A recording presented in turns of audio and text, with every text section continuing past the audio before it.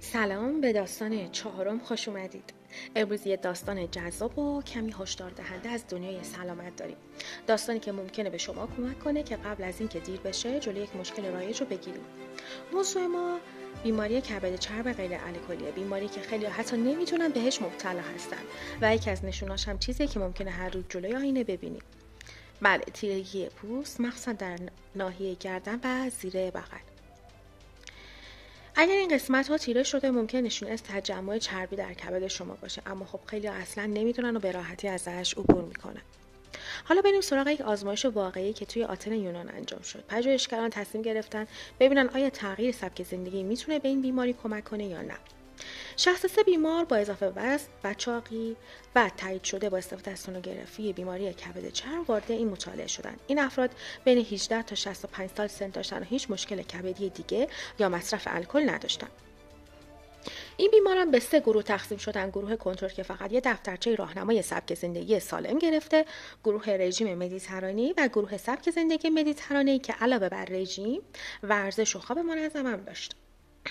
حالا یه توضیح کوتاه درباره رژیم مدیترانه‌ای. این رژیم پر از سبزیجات، میوه، غلات کامل، ماهی، روغن زیتون و مغز هاست. گوشت قرمز کمتر مصرف میشه، غذاهای فرآوری شده، نان سفید و شیرینی‌ها حذف شدن. خلاصه غذایی که نه فقط خوشمزه و متنوع بلکه کبد شما عاشقش میشه. گروه رژیم مدیترانه‌ای جلسات آموزشی داشت و یاد می‌گرفتن چجوری به رژیم پایبند بمونن، اما گروه سبک زندگی یه قدم جلوتر بودن. ورزش منظم مثل پیاده روی سریع یا دویدن، تنیس و حتی خواب کوتاه روزانه هم جزو برنامه‌شون بود. بعد از 6 ماه نتایج حیرت انگیز بود. وزن هر دو گروه کاهش چشمگیری داشت. پیروی از رژیم مدیترانه‌ای خیلی بهتر شد و گروه سبک زندگی ورزش و خواب منظم داشت که شاخص‌های کبدشون به شکل قابل توجهی بهبود پیدا کرده بود و سفتی کبدشون کاهش یافت.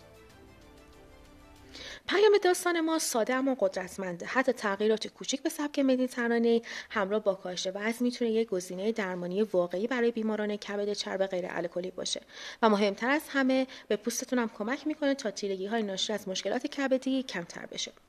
پس اگر دیدی گردن یا زیر بغلتون کمی تیره شده جدی بگیرید. سبک زندگی هوشمندانه، تغذیه سالم و ورزش منظم نه تنها کبدتون سالم نگه می‌داره بلکه ظاهر شما هم بهتر میکنه.